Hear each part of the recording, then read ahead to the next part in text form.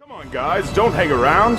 We alone are responsible for 90% of the thrust. As stated in part 1, we have the engine manufacturers themselves saying that 90% of the thrust comes from the compressed bypass air and not from the combustion chamber. That's not me saying that. It's the people who design and make these jet engines. So it must be true, right? Yes and no. Let's get into it. To make sense of all this, we have to embrace the idea of the ether. The ether was a totally accepted element in the past. Before Einstein and his wife concocted the widely acclaimed relativity theories, everyone, including all of the scientists, knew the existence of the ether. In one fell swoop, Einstein got rid of the ether and everybody else followed suit. The age-old technologies used in the design of these aircraft and engines also utilize the properties of the ether. That's the bit they're not telling us. To do so would fly in the face of contemporary scientific thinking, and they would be forced to recognize the existence of this hugely important element. I said at the end of part 1 that I would be mentioning our little friends the bumblebees. Well, to do that, I first have to bring you up to speed with Victor and Victor. If you visit Victor Schauberger's Ripley's Believe It or Not page, you will find it sadly lacking in important information. This man was a master at decoding the secrets of nature, a prolific writer and far ahead of his time, yet the mainstream scientists chose to ignore his work and label him a nutcase. Just this fact should throw up a plethora of red flags with people. This man dedicated his whole life to the study of nature, and he came up with some truly fascinating stuff. Levitation, propulsion through the ether, and implosion technology, to name just a few. Let's start with implosion technology to show you that he wasn't just making this stuff up. As you will see in this clip, the gas that she's holding would normally be enough to blow a gaping great hole in her hand, but it doesn't. That's because it implodes rather than explodes. The force goes inwards rather than outwards. Implosion technology.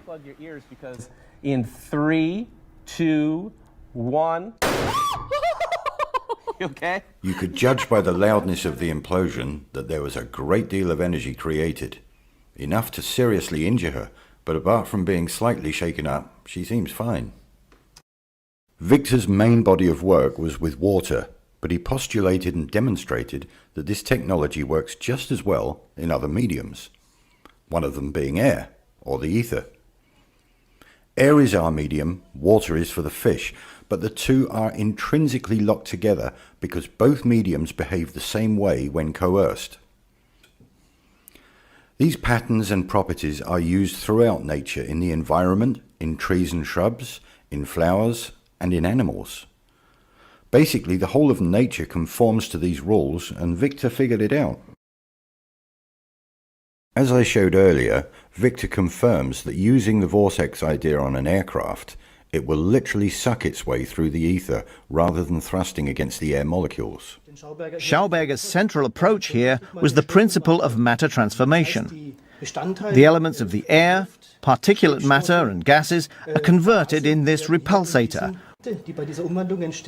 One part escapes through the ring rotator, and the radiation energy, Schauberger talks about synthesis electricity, is emitted through the central axis. The repulsin creates a biological vacuum along the axis in front of it, into which the aeroplane is sucked.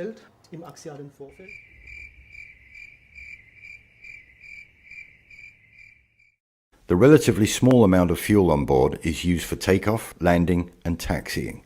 It's also used for the APU. The APU is the auxiliary power unit that's situated at the back end of most commercial aircraft.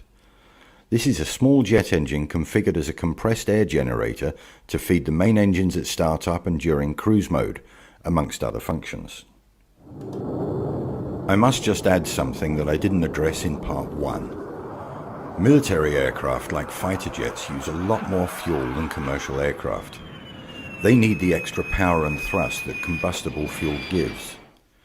In cruise mode, a commercial airliner does not need the extra power as its forward motion is sufficient to suck enough air into the engine. Just a little observation here. The engines are designed to sit forward of the wings on pylons. From an engineering standpoint, it would be much easier to place them directly under the wings. As most people think, the jet engine spews out masses of superheated exhaust gas.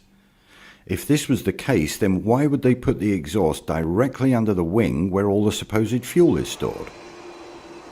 Next time you look at an aircraft, try and find the scorch marks under the wings from all of the super hot gases. You won't find any. The small amount of hot gas being ejected from the combustion chamber is surrounded by cooler, compressed air. Don't you think that these people should be in hospital with nasty burns from the super hot gases?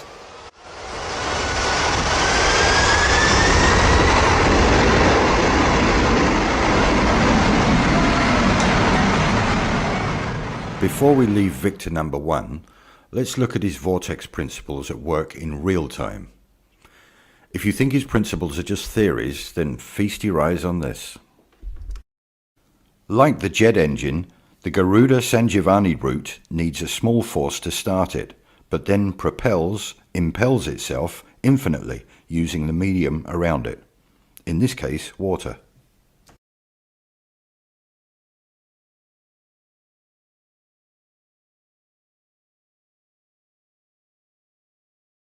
Despite the downward force of this water, the route impels itself even vertically, just as the jet engine does through the medium of ether. There is much more to talk about with Victor Schauberger's vortex principles and how the aircraft manufacturers utilize the natural forces of nature to assist flight, but I don't want this video to be too long. Again, check out Victor's work for yourselves and you'll see the connections. Time for Victor number 2. Viktor Grebennikov is lesser known than Schauberger, but his research and experimentation is just as extensive and important.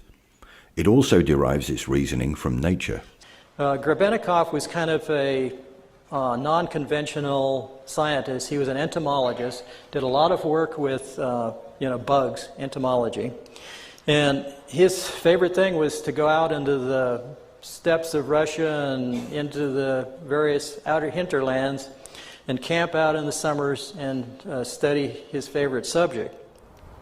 This might look like a radio-controlled bee, but it's actually a bee with a little radar transponder on it, which means that we can track this bee as it flies around the field. And these little guys can carry 90% of their body weight in pollen, so it won't affect the way it flies. First of all, the bees are flying much faster than predicted, an incredible 30 miles an hour, even when fully laden.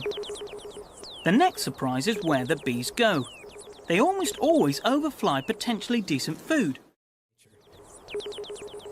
And once they've found their patch, they then repeatedly shuttle to and from it. And this is the really clever bit. In spite of 30-mile-an-hour crosswinds, whether out or back, they all fly in dead straight lines. A bumblebee can't fly aerodynamically. Yeah, and he's right. And I said, well, what did bumblebees do? And they said, well, they levitate. And I said, well, how's that? And he says, come on, I'll show you. And he showed me, he wrote a book, incidentally. I don't know if it's still in print. It's in the Library of Congress. The book is called Tomorrow's Energy Need Not Be Fuel. And in that book, he gave reference to what I'm talking about, that that of levitation, that the bumblebee, when he starts to beat his wings, when he starts to flap his wings, there's a little cavity, a hollow cavity next to the larynx inside his system that's hollow. And when he beats his wings, he starts to resonate this energy, and it goes back and forth, just similar to a guitar strumming on one side of the room and hitting the same chord on the other side of the room, or somebody hitting a high C and breaking a crystal. It's the same thing, it's resonance. And he said, what they do, they resonate. And when they resonate, they eventually reach the resonance of the field around them. And he explained it this way to me, that the Earth is operating on a frequency of 8.5 hertz per second or so forth. And he says once this bumblebee hits that resonant frequency of its surroundings, it becomes a free agent. It creates a magnetic bubble around itself, and it can go anywhere it wants. And I said, well, that's not in any of the science books. He said, I know. It's just we have a conventional way of doing things, and then we have a natural way of doing things, and they're totally different. They're diametrically opposed. The important point here is the bees. As you've heard, the bumblebee shouldn't really be able to fly. Those wings are way too small to lift that chubby little body off the ground. In fact, it's a bit of a conundrum also for the mainstream scientists. They can travel in perfectly straight lines for long distances without any deviation, even during a howling crosswind. Because of the resonant frequencies produced by the vibration of their wings, they create a bubble in the ether, protecting them from any outside interference. So levitation by sound waves is a real-world effect. You want more proof?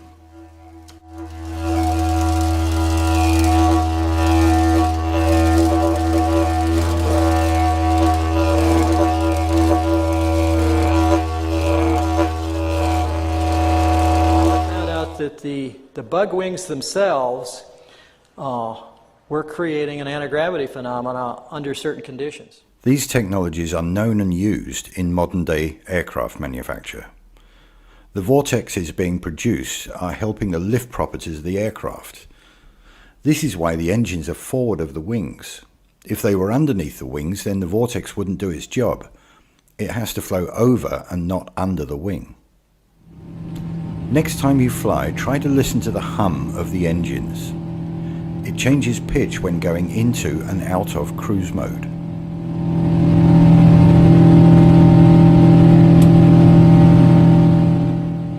Just pure speculation here, but there are large cavities in the wings, which are tested with compressed air and not liquids, by the way, and the engines produce a distinct hum, just like the bees do.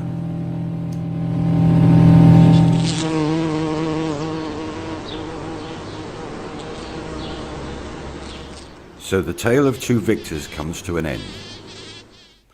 As always, this is just my own musings, and they are by no means definitive, but the scientific evidence and the observable effects definitely backs up the theory. Two highly intelligent gentlemen that have had their research largely ignored by the mainstream scientific community, but the manufacturers are covertly using the technology to fly their planes. As per usual, it's us, the consumer, who's losing out, while these huge companies are reaping the financial benefits.